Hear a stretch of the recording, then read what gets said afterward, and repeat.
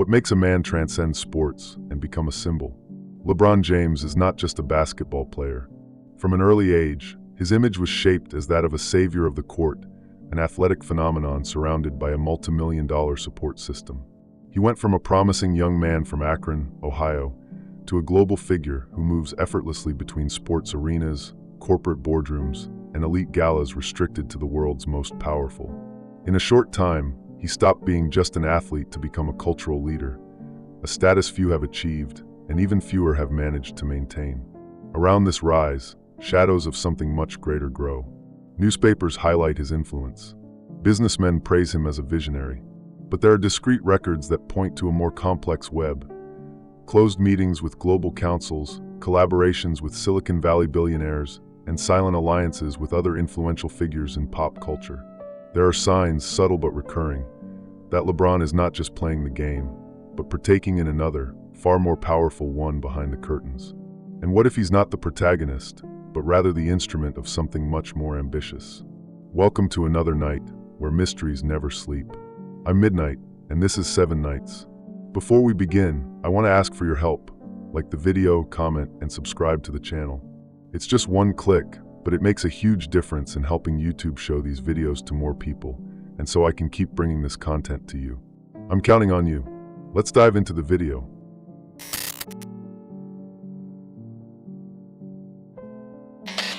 When looking at LeBron James' career, everything seems to have happened naturally. An extraordinary talent, discovered as a teenager, who rose to the top of the NBA as an unstoppable force. But what if I told you this trajectory wasn't as spontaneous as it seems? From a very young age, LeBron was placed under a spotlight rarely seen even for the best prospects. High school games broadcast live, million-dollar contracts before even playing professionally. The inevitable question is, who is behind all this? The name that always comes up at the beginning is Rich Paul, his childhood friend and now one of the most powerful behind-the-scenes figures in the NBA. But what few people know is that Paul quickly partnered with Creative Artists Agency, the famous CAA. This agency is not just a broker for athletes and celebrities. It operates between Hollywood, American politics, and major financial conglomerates. When someone enters this circle, it's rarely by chance. LeBron entered and never left. CAA has ties to presidential campaigns, political parties, and networks of influence that silently shape pop culture. It's no exaggeration to say they know how to manufacture idols. And in this context, LeBron was not just a promising athlete, he was the perfect project. A boy from humble beginnings, charismatic, articulate, and with supernatural skill on the court. The mold was ready, and the pieces began to fit with surgical precision. In 2003, Nike offered LeBron a $90 million contract before he played a single minute in the NBA. It was the brand's biggest bet to date. And it wasn't just about sneakers. The campaigns that followed that partnership presented LeBron as a symbol. He didn't just sell products, he sold purpose, transformation. The narrative was clear. He was more than a player, he was a leader, a guide for a new generation. And have you seen that kind of narrative somewhere else? Shortly afterward, he founded SpringHill Company, a media production company with impressive reach. Investments from groups like Redbird Capital and Fenway Sports Group soon followed. But what stands out are the lesser-known names behind these investments. One of them is Paul Wachter, a political consultant, advisor to Schwarzenegger, and an influential figure in Democratic campaigns. Why would someone like him be involved in a production company created by an athlete? SpringHill became a powerful platform for disseminating cultural, social, and even political messages. We're not talking about ordinary content, but narratives with clear objectives, always aligned with major social movements that gain visibility at strategic moments. And once again, LeBron is at the center. But the question remains, does he define the messages he conveys, or is he merely amplifying a pre-established script? And it doesn't stop there. LeBron appears at events that go beyond the world of sports. Meetings with Barack Obama, gatherings with tech company CEOs, private dinners with artists and entrepreneurs. Closed, discreet events without traditional media coverage. Why would someone who supposedly represents the people attend such exclusive and selective environments? It's impossible to ignore the pattern. People with access to these kinds of spaces usually serve a purpose, and rarely a small one. LeBron acts as a bridge between different worlds: entertainment, activism, business, and politics. In each of them, his presence reinforces a message, boosts a movement, legitimizes an idea. But is that coincidence or choreography? The most intriguing part is how his image remains untarnished. In a world where scandals destroy reputations in seconds, LeBron continues with an intact narrative. No downfall, no significant stumbles, only growth. When that happens so consistently, wouldn't it be naive to assume there's no structure behind it ensuring the script stays on track? Some might say he's simply a business genius, an athlete who knew how to seize opportunities. But when we examine who opened those doors, who funded those platforms, and who shares the backstage with him, we begin to see something much bigger. It seems that LeBron doesn't just represent a system, he is one of its primary instruments. So the lingering question is, did LeBron James become all of this purely by merit, or because someone somewhere decided he needed to become?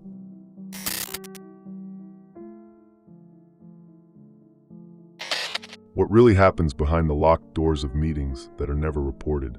While most people follow LeBron James on the court, there is another scenario, much quieter and more restricted, where his name also circulates. A setting made up of private invitations, closed conferences, and gatherings where participants rarely appear together in photos. What do these meetings have in common? They are composed of people who, in theory, shouldn't share the same circles: heads of state, tech billionaires, artists, entertainment tycoons, and athletes. In 2017, LeBron's name quietly surfaced in connection with a series of meetings organized by Bloomberg Philanthropies and the Aspen Institute. Both promote events with global leaders to discuss topics like the future of democracies and cultural mobilization. What's curious is that these meetings don't only involve politicians and thinkers. They also invite people with strong influence over public opinion. People like LeBron. But why exactly would he be part of those conversations? When figures like Bill Gates, Eric Schmidt, Barack Obama, and Tim Cook share rooms with athletes and musicians, the goal is never random. These are meetings where not just trends are decided, but truths. And LeBron, with his carefully crafted image and millions of followers hanging on his every word, becomes a valuable tool. He has what many of these leaders don't: direct and emotional access to the masses. There are reports, though not officially disclosed, that LeBron has attended at least 2 retreats organized by the Milken Institute, a high-level group focused on discussions about geopolitics, artificial intelligence, and global economic restructuring. These events are not open to the public or the press. The rules are clear: everything discussed remains confidential. Isn't it intriguing to think about what an athlete might contribute in such an environment? But this kind of presence isn't unprecedented. Over the past decades, we've seen other celebrities enter these spheres. Figures like Oprah, Bono Vox, and even Angelina Jolie. The common thread among them is the same: massive social reach and a trustworthy image capable of directing narratives without raising suspicion. And here enters another layer of the question: is LeBron there as a guest or as an active part of the machinery? The connection with Silicon Valley also raises flags. LeBron maintains close relationships with companies like Apple, Amazon, and even the powerful BlackRock, a trillion-dollar asset manager expanding its reach into media and cultural influence. This isn't just about business, it's about narrative. Platforms like SpringHill can act as channels that soften and translate decisions made far above the level of entertainment. Some sources claim that the very choice of topics LeBron raises in his public appearances is often synchronized with guidelines discussed in those meetings. Climate change, public health, education, all topics that go far beyond basketball. It's as if his voice is strategically used to test the public's acceptance of certain narratives before they become official policy. Does that seem unlikely? Maybe. But impossible? The global elite does not operate on the surface. It moves in layers, and one of the most effective is popular culture. Actors, musicians, and athletes are ideal tools because they speak an emotional language. LeBron, with his unwavering position of leadership and charisma, is the perfect channel. He's in commercials, interviews, social media, and his image is rarely challenged. The question isn't whether he influences. The question is, who decides what he influences? Connections to philanthropic institutions also deserve attention. The LeBron James Family Foundation, although it has made significant strides in education, receives resources and technical support from entities with clear political agendas. The Bill and Melinda Gates Foundation, for instance, is one of the indirect collaborators. Is it just a coincidence that so many foundations focused on global change intersect with his name? What emerges is a dense network, connected by shared interests and sustained by a well-defined strategy, using mass culture to shape perception. And in this scenario, LeBron occupies one of the central roles. Not because he forced his way in, but because he was prepared for it and accepted it. What is said by him, where it's said, and how it's said, everything seems to follow a pattern. A pattern that, for many, goes unnoticed. And here we return to the key question. When you see LeBron giving an opinion, joining a campaign, launching a new project, are you witnessing a personal expression or the execution of a larger move on an invisible chessboard?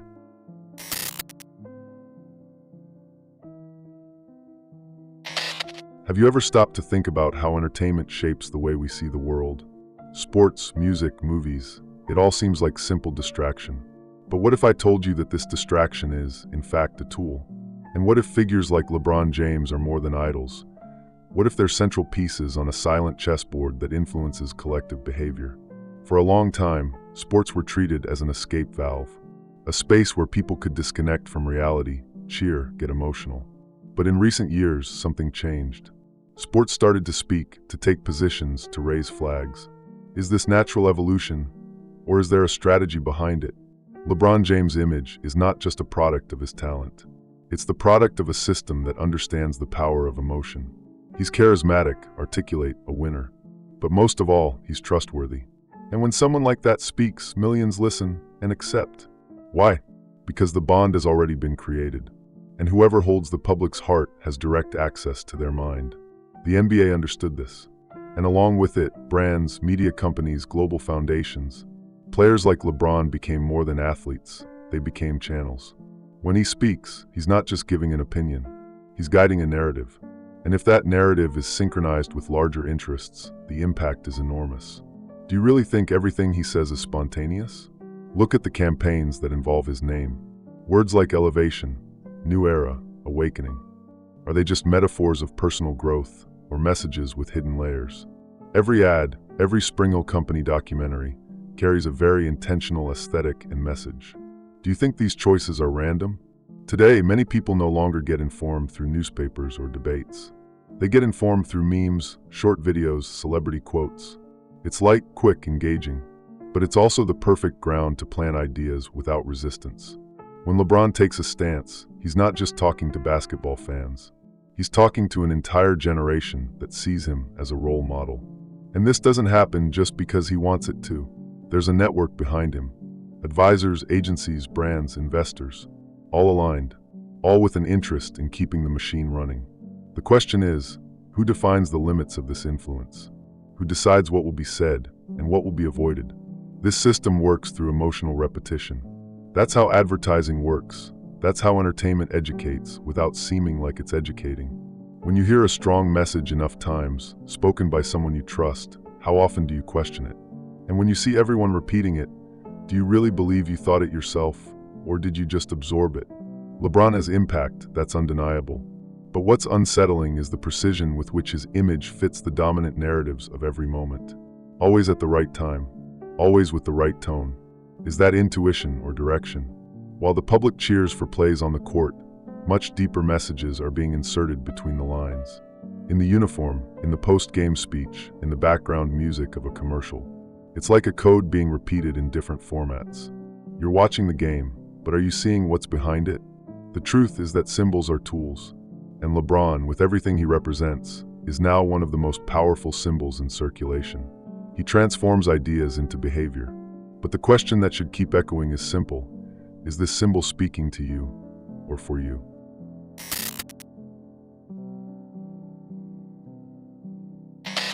In a world increasingly influenced by public figures, there is a select group that seems to operate on a different frequency.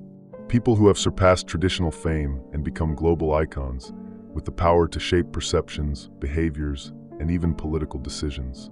LeBron James is among them, and he is not alone. He is part of a circle that many silently refer to as a new cultural pantheon. Jay-Z, Beyoncé, Oprah Winfrey, Rihanna, Barack Obama, Elon Musk. These are names that rarely appear together, but whose paths converge in strategic moments and spaces. They emerge as modern leaders, each in their own domain: music, media, politics, technology, sports. But when these figures come together, even symbolically, the impact is cultural and global. Does that happen by chance? Lebron, alongside these figures, participates in gatherings, campaigns, and collaborations that go far beyond commercial interests. Private dinners at discreet residences in Beverly Hills, exclusive invitations to events organized by billionaire foundations, appearances at conferences with global impact. Why are these figures from such different worlds always in the same places, saying the same things? It's as if there's some sort of implicit alliance, a shared understanding among these cultural leaders that they have a common mission, to guide society in the direction they believe it should go. But who decided that this mission was theirs? And more importantly, who defined the path? LeBron's connections to this group are not superficial. He appears alongside Obama in educational initiatives. Jay-Z invests in ventures connected to Spring Hill. Beyoncé participates in campaigns whose themes echo the same messages LeBron promotes. When so many influential names are aligned, it's only natural to ask, is this coincidence or orchestration? In key moments of recent history, such as elections, public health crises, and debates about social justice, these names appear as a united front, a collective voice that always seems to have a message ready. Is this synchronicity spontaneous, or is something coordinating such precise harmony? These figures have what many politicians and institutional leaders do not: genuine charisma and emotional connection with the public. When they speak, they are heard. When they take a stand, they influence. When they come together, they set trends. But they also create consensus. A consensus that, when reinforced from all directions, music, sports, film, media, becomes practically unquestionable. Have you ever felt that certain ideas dominate the conversation a little too quickly? And there lies the central point. Too much influence, concentrated in too few hands, begins to carry the weight of power. A power that wasn't elected, isn't regulated, and is rarely questioned. These figures shape collective thought with such force that they often dictate what is accepted, what is admired, and what is rejected. When you see LeBron take a stand, do you still feel you're hearing an individual or a structure? The modern pantheon doesn't require crowns or thrones. It requires likes, trending topics, positive headlines, and million-dollar contracts. And everyone in it knows how to play that game. But who wrote the rules? What these names share beyond fame is access. Access to private councils, global platforms, corporate and political leaders. And access to you. Through your phone, your headphones, the commercial in the middle of your video. They don't need to knock on your door. They're already inside your home.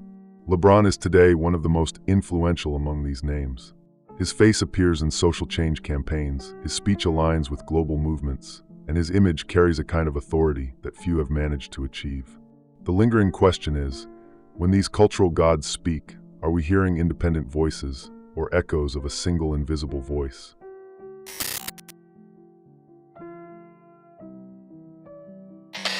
Have you ever paid close attention to the advertising campaigns involving major figures like LeBron James? At first glance, they seem like well-produced commercials, full of impactful phrases and powerful images. But if you watch them again with a different perspective, you start to notice a pattern of symbols, colors, words, and messages that align with something bigger. Is it really all just marketing? Nike campaigns, for example, rarely talk about the products.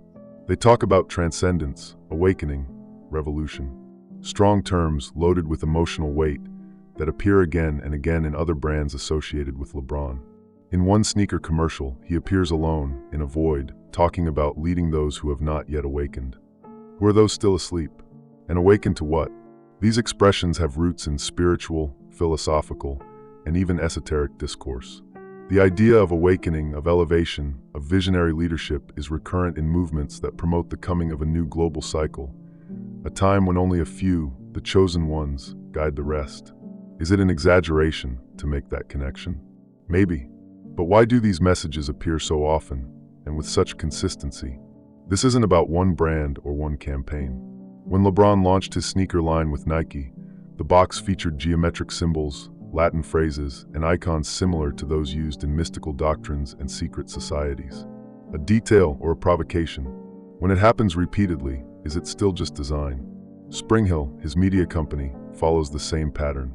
The visual projects have a clean aesthetic, but with a strong presence of gold and black tones, stylized eyes, pyramids, and visual elements that directly reference very ancient symbology, often linked to the intellectual and spiritual elite of antiquity. Why do these symbols keep showing up in the works of those who are now at the top? And it's not just in the images. In the speeches, in the slogans, in the themes addressed, there is a constant emphasis on new consciousness, breaking cycles, transitioning eras. All of it sounds grand, almost ritualistic. Why would a sports brand invest so heavily in a message that goes beyond sports? Have you noticed how, in some videos, LeBron always appears centered, with lighting that creates a halo around him? That's no accident. It's a cinematic technique used to convey meaning. He's portrayed as a guide, as someone who sees what others cannot. Is it just aesthetics, or an attempt to reinforce an almost messianic image? And what's most curious, this pattern isn't limited to American brands.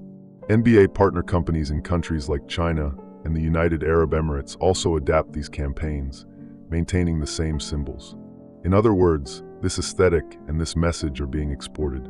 Why? Repetitive behaviors in advertising are not mistakes. They are tested, analyzed, approved. If symbolic messages persist, it's because they work. But work for what? To sell a product or to implant an idea? LeBron's campaigns are among the most awarded in recent advertising history. But awards don't say everything. What speaks louder is the impact. And that impact isn't just visual. It's cultural. It seeps into the collective imagination. Is this just creativity, or is it intention? In a world where everything communicates, even the silence of an image carries a message. And in that scenario, LeBron James is more than the ideal spokesperson. He's the perfect channel for delivering symbols that most people don't even notice, but internalize. And when symbols become habits, who's really in control?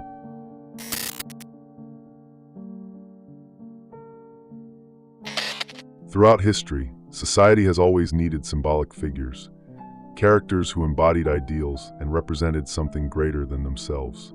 In the past, they were warriors, emperors, prophets. Today, they are artists, entrepreneurs, cultural leaders. And among them, few have achieved what LeBron James has. He is no longer seen as just a player. He is treated as a symbol, an archetype. But symbols like this do not create themselves. Traditional media does not hide its reverence. LeBron is called a king, a living legend, the greatest of all time.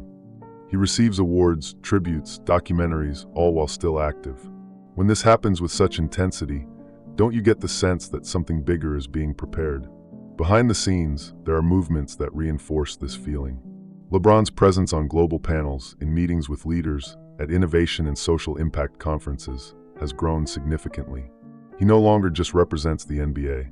He appears as a representative of a mindset, of a new worldview. Is this simply influence or a calculated positioning? His foundation goes beyond charity. It creates educational models, participates in public policy debates, and partners with global institutions. It's as if he is being trained, piece by piece, to take on a leadership role that goes far beyond sports. Do you think this is merely personal ambition?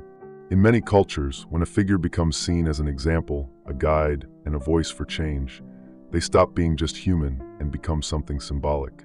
LeBron has already crossed that threshold. He's now a reference in matters that have little to do with courts or basketballs, and no one questions him. Why? This is where the concept of the contemporary myth comes in. A figure who is not worshipped like a deity, but is respected as if they were one. When LeBron speaks, his words become headlines. When he stays silent, the silence is interpreted. He has stopped being just a person. And when someone reaches this level, it's because there's a structure behind them and a purpose. The global landscape also favors this kind of construction. We live in times of crisis, polarization, and instability. And in those moments, voices always emerge, voices that stand out, that unify, that point the way forward. LeBron is being placed precisely in that position. Do you notice how subtly he's already being shaped as a moral reference beyond sports? With the expansion of his media empire, his reach only grows. He speaks through series, films, brands, events. He no longer needs to be on the court to be heard. That's narrative control at scale. And once the narrative is controlled, what prevents the control of reality itself? There are moments when entertainment ceases to be entertainment and becomes doctrine. When figures like LeBron concentrate prestige, money, influence, and visibility, they begin to act as cultural guides. And whoever guides culture, guides how people think. Have you ever questioned who is guiding you? Today, LeBron is respected even by those who don't follow sports. He's in political debates, economic decisions, major international forums. His image has transcended, but no one transcends alone. Every rise requires support, and when there is a lot of support, there is also a lot of interest behind it. This isn't just about public idolization. It's about strategic construction. When the world needs a new reference in times of collapse, social, political, or cultural, Lebron will already be there, ready, available, elevated. Is that foresight or preparation? The question that must be asked is direct. Are we witnessing the creation, right before our eyes, of a new type of global leadership? One that doesn't arise from a title, but from a carefully cultivated image? LeBron James may have started as a basketball prodigy, but what has been built around him goes far beyond the boundaries of sport. Cultural influence, political access, symbolism in campaigns, alignment with global structures, all of it points to something greater, where the individual becomes an instrument. We're not just talking about a successful athlete. We're talking about an icon, positioned with surgical precision within a system that turns charisma into doctrine and entertainment into social engineering. This story is just one piece, and one day, maybe you'll see the whole puzzle. If this made you think, subscribe and like the video. It helps the channel grow.